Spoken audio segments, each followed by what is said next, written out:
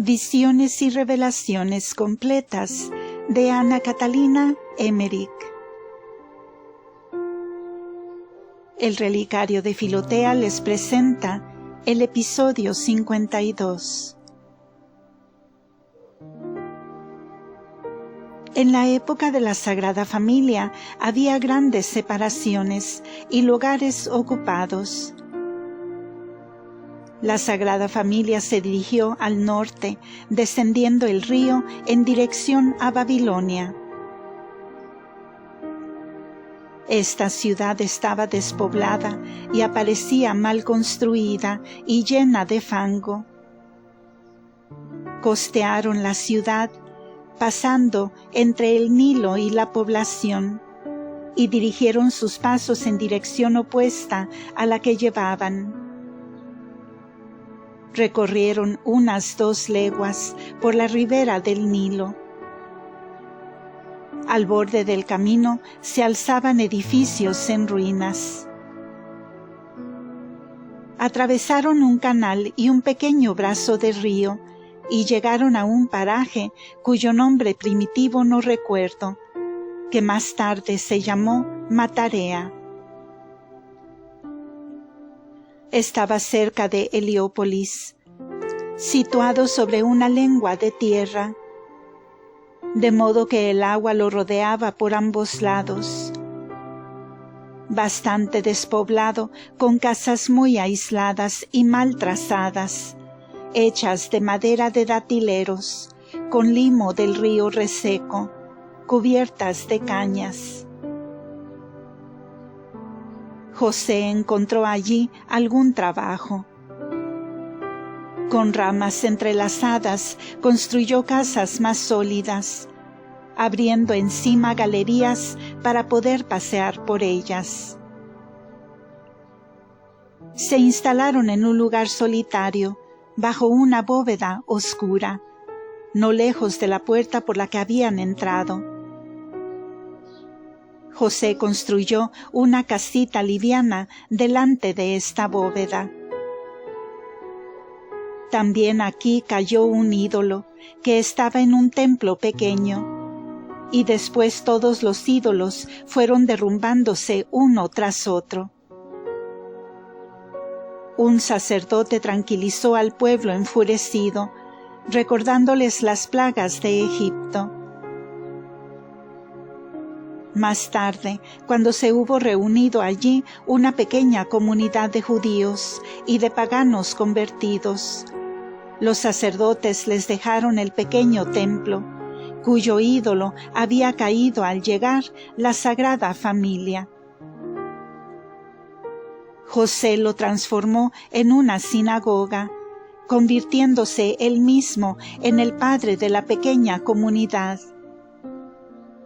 Les enseñaba a cantar los salmos con regularidad, puesto que habían ya olvidado en gran parte el culto de sus antepasados. Había algunos judíos tan pobres que vivían en hoyos abiertos en el suelo. En cambio, en la aldea judía, entre On y el Nilo, vivían muchos israelitas que tenían un templo de propiedad, pero habían caído en el culto idolátrico, porque poseían un becerro de oro, una figura con cabeza de buey y en torno animales pequeños parecidos a garduñas, bajo doseles. Eran animales que defienden contra los cocodrilos. Tenían una imitación del Arca de la Alianza, dentro de la cual conservaban cosas abominables. Practicaban cultos detestables con toda clase de impurezas que ejercían en un pasaje oscuro subterráneo, pensando de esta forma invocar y atraer la venida del Mesías. Eran impertinentes y no querían corregirse de sus vicios. Más tarde, varios de ellos se fueron a donde estaba José con su pequeña comunidad, a 2 leguas de distancia.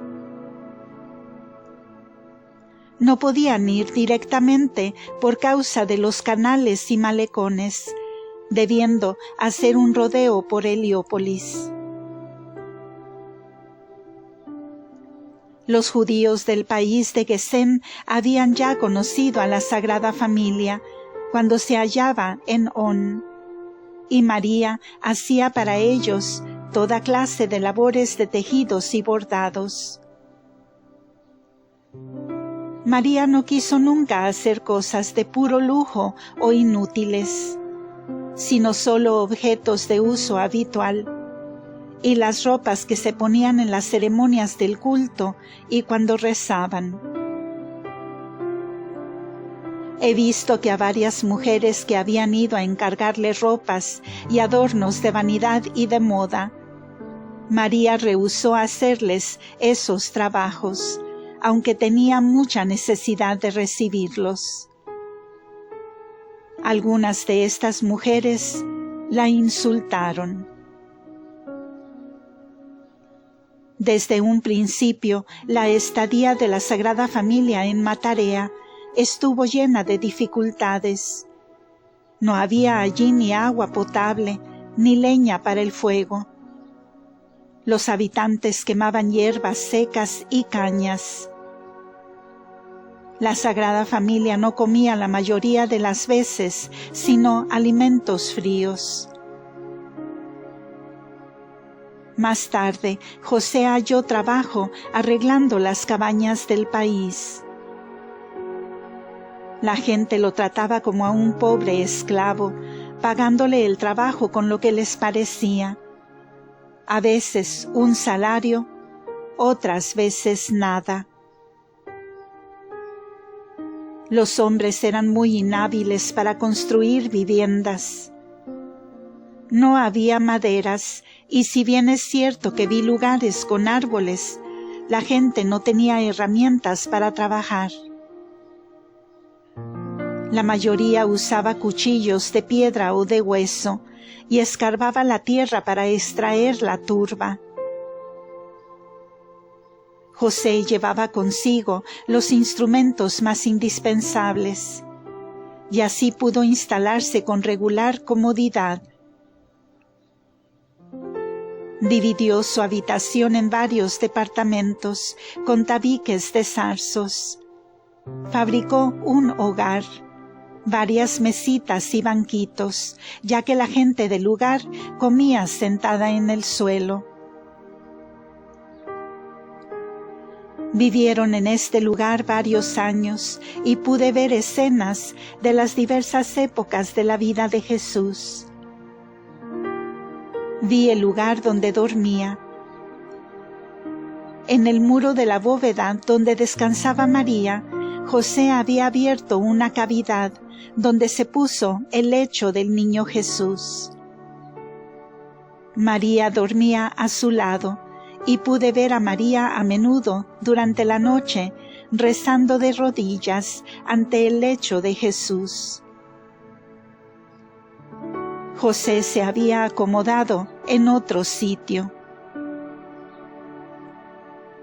Vi también un oratorio que José había hecho bajo el mismo techo, en un pasillo apartado. José y María tenían sus sitios determinados y había un lugarcito para el niño, donde rezaba de pie, sentado o de rodillas. María tenía un altarcito delante del cual oraba. Consistía en una mesa cubierta de tela roja y blanca que se sacaba de un compartimento abierto en el muro y después podía cerrarse. En el hueco del muro había una especie de relicario. Allí he visto la extremidad de la vara de José florecida, por la cual había sido designado esposo de María en el templo de Jerusalén. Vi ramitos dentro de vasos en forma de cálices. Además vi otro relicario, sin poder decir lo que fuera.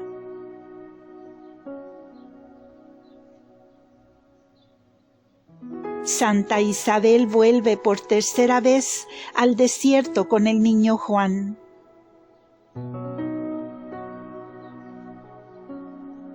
Mientras estaba la Sagrada Familia en Egipto, el pequeño Juan había vuelto secretamente a su casa de Juta, porque he visto que fue llevado nuevamente al desierto cuando tenía 4 o 5 años. Zacarías no estaba presente cuando salieron de la casa. Creo que había partido para no presenciar la despedida, porque amaba mucho a su hijito. Pero antes de salir le había dado su bendición, como bendecía siempre a Isabel y a Juan antes que saliesen de camino. El pequeño Juan usaba por vestido una piel de carnero, que saliéndole del hombro izquierdo caíale sobre el pecho y los costados y volvía a unirse sobre el lado derecho. No usaba más que esta piel. Sus cabellos eran castaños y más oscuros que los de Jesús. Llevaba el bastoncito blanco que había tomado al dejar la casa. Así lo vi mientras su madre lo llevaba de la mano. Isabel era una mujer de edad, alta, de ágiles movimientos, cabeza pequeña y rostro agradable. El niño Juan corría a menudo, adelantándose a la madre. Tenía toda la inocencia propia de su edad, pero no la irreflexión. Al principio se dirigieron hacia el norte, teniendo a su derecha un pequeño arroyo. Luego los vi atravesar la corriente sobre una pequeña balsa de madera, porque no había puente. Isabel era una mujer decidida y dirigía la balsa con una rama de árbol. Más allá del arroyo siguieron camino hacia el oriente, entrando en un desfiladero de rocas, desnudo y árido en su parte alta. El fondo lleno de zarzales, de frutas silvestres y de fresas que el niño recogía y comía. Después de hacer un trecho en aquel desfiladero, Santa Isabel se despidió del niño, lo bendijo, lo estrechó contra su corazón, lo besó en ambas mejillas y en la frente y regresó, volviéndose varias veces, llorando para mirarlo. El niño no sentía inquietud alguna, caminaba con pasos seguros por el desfiladero. Como durante estas visiones me sentía muy enferma, el Señor me consoló haciendo que asistiese a todo lo que sucedía como si yo fuese una niña. Me parecía tener la misma edad que Juan, y por eso me afligía viendo que se alejaba tanto de su madre. Creía que no iba a poder encontrar la casa paterna, pero una voz me tranquilizó, diciendo: «No te inquietes, el niño sabe muy bien lo que hace». Me pareció entrar en el desierto con el niño, como compañera de juegos infantiles. De este modo pude ver varias veces lo que le sucedía. El niño me contó varios episodios de su vida en el desierto, cómo se mortificaba y violentaba sus sentidos en toda forma, y se volvía cada vez más clarividente, y cómo era instruido en todo lo que necesitaba saber. Nada de lo que me contaba me sorprendía, porque yo misma, cuando siendo niña, cuidaba las vacas. Había vivido en el desierto con el niño Juan. Cuando deseaba verlo, lo llamaba desde los matorrales: «Niño San Juan, ven a buscarme con tu bastón y la piel sobre tus hombros. Y Juan venía con su bastoncito y su piel de cordero, y jugábamos como niños, y él me enseñaba toda clase de cosas útiles. No me asombraba que supiese tantas cosas de los animales y de las plantas del campo. Yo también, cuando andaba por el campo, por los bosques y las praderas, siendo niña, estudiaba como en un libro, en cada hoja o en cada flor, al recoger las espigas y al arrancar el césped. Y estas plantas, como los animales que veía pasar, eran para mí motivos de enseñanza y de reflexión. Las formas de las hojas, sus colores y la disposición de las plantas me sugerían pensamientos profundos. Las personas a quienes los comunicaba me escuchaban con asombro, pero se reían de mí en la mayoría de los casos. Esto fue causa de que más tarde guardase silencio sobre estas cosas, porque pensaba, y pienso todavía, que a todos los hombres les pasa lo mismo, y que en ninguna parte aprende mejor que en este libro de la naturaleza escrito por el mismo Dios.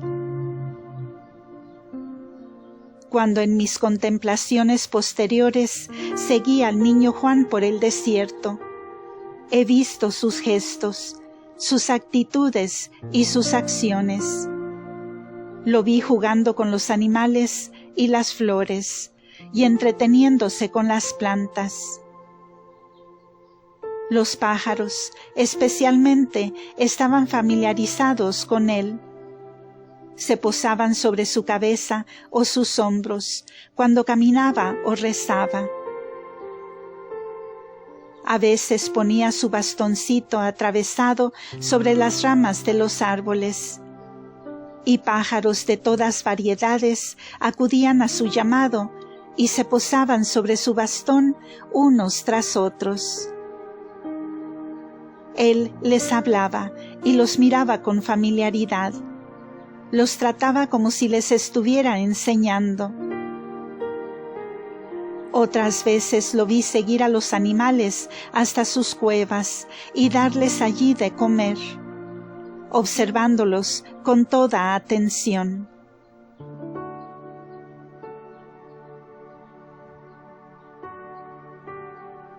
Muerte de Zacarías e Isabel.